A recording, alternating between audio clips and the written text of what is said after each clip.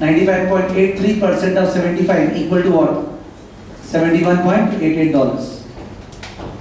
Option number B. 4.17 कम करना मतलब कोई चीज को 95.83% करना ना, ठीक है? तो $71.88 is the answer. पेज 119 वाला एग्जाम्पल, पेज 119 ये वाला कैलकुलेशन पे था, वो विदाउट कैलकुलेशन थिंकिंग पे है, लॉजिक पे। पेज 119 वाला example,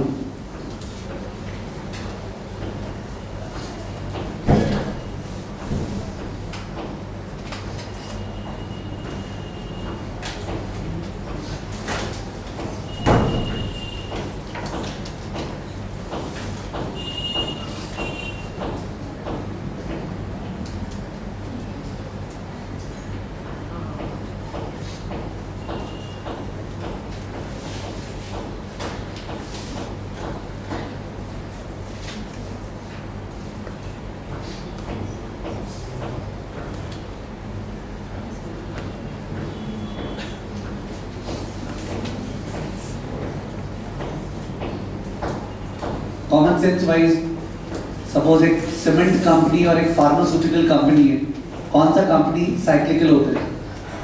cement company, pharmaceutical company, which company is cyclical? Cement ना, which depends more upon boom recession, कि boom के टाइम पे कंस्ट्रक्शन हाई, तो ऑब्वियसली सीमेंट का सेल्स हाई, देखो परफॉर्मेंस गुड, और रिसेशन के टाइम पे कंस्ट्रक्शन वगैरह कमती होगा, तो इन दैट केस सीमेंट का सेल्स कम होगा, वो साइक्लिकलिटी हुआ। Cyclicality of a industry means the sensitivity of that industry to the overall economy. ठीक है? तो ये क्या बोल रहा है, जंगल जिम जो कंपनी है वो साइक्लिकल है कि नॉन साइक्लिकल है? Cyclical, highly cyclical company. Okay, फिर बूम के टाइम पे it performs very well, recession के टाइम पे इट परफॉर्म्स वेरी बैडली ना, तो उसका जो परफॉर्मेंस है वो इस टाइप का है जंगल जिम का। बूम के टाइम पे इट्स परफॉर्मिंग वेल और रिसेशन के टाइम पे इट्स परफॉर्मिंग बैडली। ठीक है? तो इट्स फॉलोइंग बिजनेस साइकिल्स। ये लोग क्या बोल रहे हैं? It is going to acquire 1 out of 4 companies, 4 में से एक कंपनी को अक्वायर करना है। ठीक है? Merger and acquisition, you have to acquire a company, तो जिससे कंबाइंड कंपनी हो जाएगा jungle gym plus that company. The goal of the acquisition is to reduce the cyclicality, यानी we are wanting that after the acquisition the company should become like this. Okay, उसमें stability आ जाए, उसमें stability आ जाए। तो can't you see that stability तब आएगा जब इसके साथ एक ऐसा कंपनी मिले जिसका ये हाल हो, तभी तो आएगा ना स्टेबिलिटी। जो टारगेट कंपनी है उसका ठीक उल्टा हाल हुआ तभी जाके ना, ये हाई कैश फ्लो दे रहा है, वो लो कैश फ्लो दे रहा है, तो हाई और लो कंबाइन करेंगे तो ना हाई ना low, mediocre. That's the goal of the acquisition. The income elasticity and type of goods produced by the target companies are shown below. Which acquisition would best accomplish the goal? तो अपने को कौन से type के companies में जाना चाहिए? उसका जिसका इनकम इलास्टिसिटी क्या है? नेगेटिव। बिकॉज बूम के टाइम पे इनकम इकोनॉमी में क्या होता है? हाई, तब जंगल जिम का सेल्स हाई होता है, तो उसका इनकम इलास्टिसिटी तो पॉजिटिव चल रहा है जंगल जिम का। ठीक है? तो अपने को ऐसा कंपनी चाहिए जिसमें बूम के टाइम पे सेल्स क्या हो? कम हो, डिमांड कमती हो जिसका। ठीक है? तो we have to go for company with negative income elasticity, यानी ऑप्शन नंबर ए और सी। ठीक है? और उसके अलावा should we go for a company जो अपने से कॉम्प्लीमेंट्री है या सब्स्टिट्यूट है? सब्स्टिट्यूट, बिकॉज तुमको तो पूरा उल्टा में जाना है। ठीक है? तो कि अपना डिमांड हाई तो उसका लो, अपना लो तो उसका हाई, कोई ना कोई तो बचा ले। ठीक है? दोनों का एक साथ नहीं डूबे, दोनों का एक साथ नहीं बढ़े। Do not please think about that कि सब उसके से फायदा क्या होगा, अपना हाई तो उसका लो डुबा देगा। कभी बात यहाँ पे हो रहा है, the objective is what? Stability. That's the objective. ठीक है? तो we are wanting that the overall combined firm is what? Stable. जो बीच का वो दिया हुआ है। ठीक है? That's the objective. You got to go for option number A. Okay? Option number A. Option number A. ठीक है? Exposition is this way only. There is no calculation involved. It's all understanding. ठीक है? क्या देखो, volatility कम करना है, volatility. So when we do portfolio management, okay, portfolio, तो उसमें यही बात होगा कि if you are buying a stock X, okay, and you are going for a stock Y or Z, और x और y में पॉजिटिव कोरिलेशन है, तो y के आने से x plus Y would be volatile, because दोनों तो सेम टाइप का मूवमेंट देते हैं. But if you go for z, तो x और z में नेगेटिव कोरिलेशन है, तो जब x good performance, z bad performance, तो overall portfolio would be what stable. Okay, whenever you combine things with negative correlation, you achieve stability. Okay, things with negative correlation. Okay. So I think I cannot continue more with the last class's discussion. We had done all this in the last class. थोड़ा और ये जो time गया सो गया. अब अपने आगे fresh discussion continue करेंगे. तो लास्ट क्लास में केवल एक ही पॉइंट डिस्कस करना बाकी है, ठीक है? That is elasticity of supply. Please open page number 117. वहाँ पे page 117, price elasticity of supply. Page 117. Page 117, price elasticity of supply. Leave that page over there. बाद में उसको रेफर करेंगे. Just listen to me. ठीक है? तो अपने टाइम बचाने के लिए बहुत बार I try to explain you something, taking all the time. ठीक है? There is no issue. उसके बाद जाके we'll refer what is written over there. कुछ extra dictate करना हुआ तो हम करेंगे. ठीक है? So we are talking about supply now, supply. ठीक है? So we know that if price rises, the supplier would like to supply more or less? More. The supplier would like to supply more. So the rate of change of quantity supplied with respect to price, it's called the elasticity of supply. Okay? If I tell you that the elasticity of supply is equal to 2.5, is equal to 2.5. I am supplying something. Elasticity of supply is 2.5. What does it mean mathematically? If price goes up by 1%, the supplier would supply 2.5% more. ठीक है? 1% दाम बढ़ेगा तो supplier 2.5% और supply करना चाहेगा. Okay, you would like to supply what? More. That's the meaning of elasticity of supply. Now, मैं supply करने के लिए production करता हूँ ना उस चीज का, production करता हूँ. वो प्रोडक्शन के लिए मेरे को इनपुट्स चाहिए, रिसोर्सेज चाहिए. अगर वो रिसोर्सेज बहुत स्केर्स सप्लाई में, मतलब वो रिसोर्सेज मिलते ही नहीं है, वो जो इनपुट्स है, तो इन दैट केस जो मैं बेचता हूँ उसका दाम अगर बढ़ा, मेरा मन कर रहा है ज़्यादा सप्लाई करने का, बट तुरंत जो रॉ मटेरियल चाहिए प्रोड्यूस करने के लिए वो अवेलेबल नहीं है, वो स्केर्स एकदम. तो in that case even though I want to supply more, would I be able to supply more? No. तो इसका मतलब elasticity of supply would be high और लो? लो.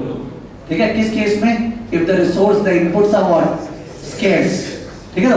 एकदम feel it, because याद किया हुआ चीज ध्यान नहीं रहेगा, समझा हुआ चीज ध्यान रहना ही है कि सप्लायर कब सप्लाई को चेंज कर पाएगा अगर वो ऐसा इनपुट्स यूज कर रहा है जो अबंडेंटली अवेलेबल, और जब सप्लाई ज्यादा करना हुआ तभी जाके इनपुट लगा दिया और सप्लाई कर दी. It's very common sense oriented. दूसरा,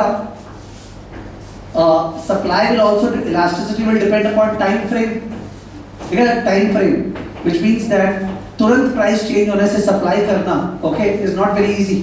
it is not, everything is not electricity type, electricity जिसमें सप्लाई कैन बी चेंज्ड. ठीक है? We are talking about things like vegetables and all that, जिसमें प्राइस अगर बहुत बढ़ भी जाए तभी तुरंत on the same day, how can that be supplied more? तो टाइम फ्रेम पे भी तो सप्लाई डिपेंडेंट है. जैसे डिमांड था, लोअर टाइम फ्रेम में इलास्टिसिटी क्या होगा? लो. और हायर टाइम फ्रेम में इलास्टिसिटी क्या होगा? हाई. तो देयर एलओएस सेज कि प्राइस इलास्टिसिटी ऑफ सप्लाई कौन से दो फैक्टर्स पे डिपेंड करते हैं? तो one factor is resource and the other factor is what? Time frame. Resource and time frame, these are the two factors on which elasticity of supply depends. ठीक है? तो वहां पे जो राइट अप लिखा हुआ है इसमें पेज 117 में they have written price elasticity of supply measures the responsiveness of the quantity supplied to change in price. फिर फॉर्मूला तो वही दिया हुआ है जो डिमांड वाले है ना, delta Q by delta P into P by Q, the same formula more or less. और it depends upon what? Two factors, resource substitution and what? Time frame. More elastic supply कब होगा? When the product is easy to produce with many different common type of resources.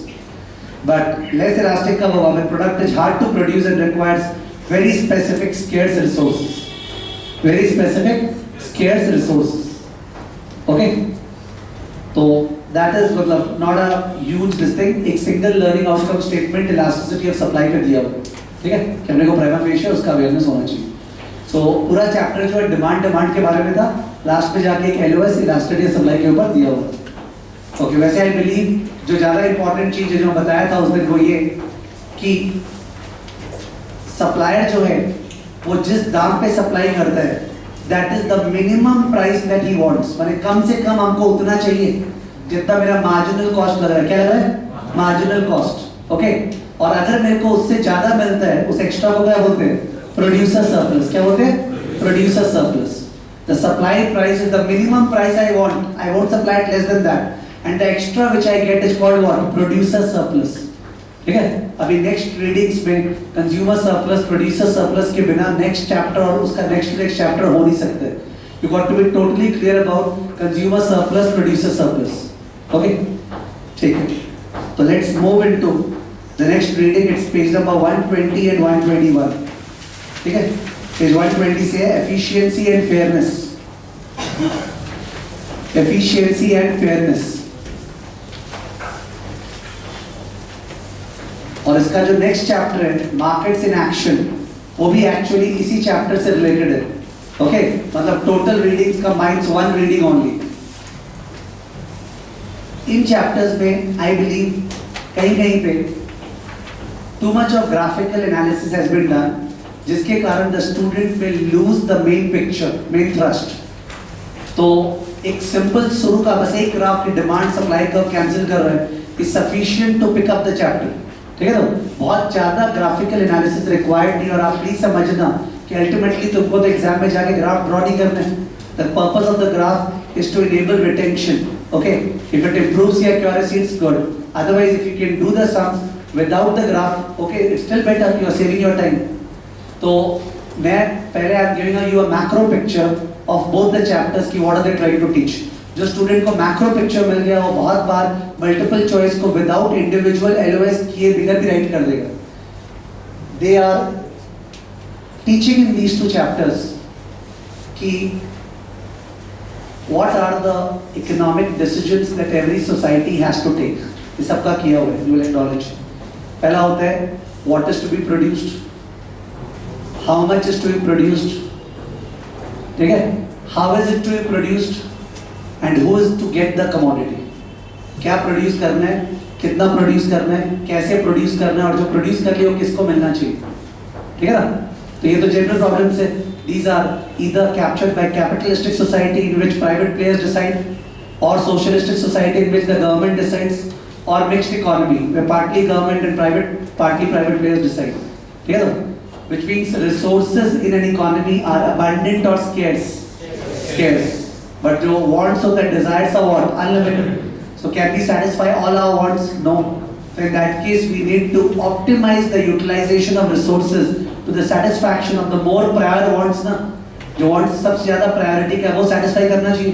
अब वो decide कौन करेगा कि कौन सा want ज़्यादा important है, या तो गवर्नमेंट डिसाइड करेगा और या फिर कौन डिसाइड करेगा? Private player. ठीक है, तो इस तरह का डिस्कशंस ऑब्वियसली सभी जन बेसिक इकोनॉमिक्स में एक बार रीडिंग किया हुआ रहता है, यू विल एक्नॉलेज दिस। उसी को ये लोग थोड़ा सा और पॉश फैशन में टीच कर रहे हैं। They are saying that the demand curve for a commodity is the marginal benefit curve। What curve? Marginal benefit curve। And the supply curve of a commodity is the marginal cost curve। Demand curve is the marginal benefit curve, and the supply curve is the marginal cost curve। Demand is equal to MB, supply is equal to MC।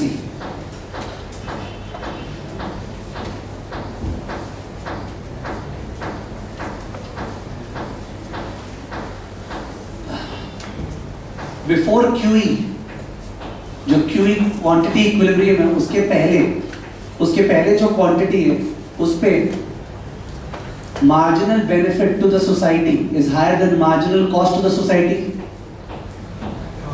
Equilibrium point के पहले marginal benefit to the society is higher ना, इसका मतलब है कि the product should be produced more और should be produced less, और it is already in equilibrium, should be produced more. ठीक है, because the marginal benefit to the society is what? Greater than marginal cost. मतलब ये बोलना चाह रहे हैं कि अगर इस पॉइंट पे खड़े हैं तो एक यूनिट और बनेगा तो सोसाइटी को जो एक्स्ट्रा यूटिलिटी मिलेगा वो ज्यादा है एज कंपेयर टू जो रिसोर्स चाहिएगा उसको बनाने में।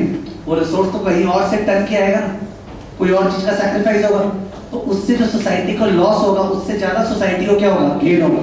सो on the whole societal surplus would be increased if we pull resources towards the production of this commodity.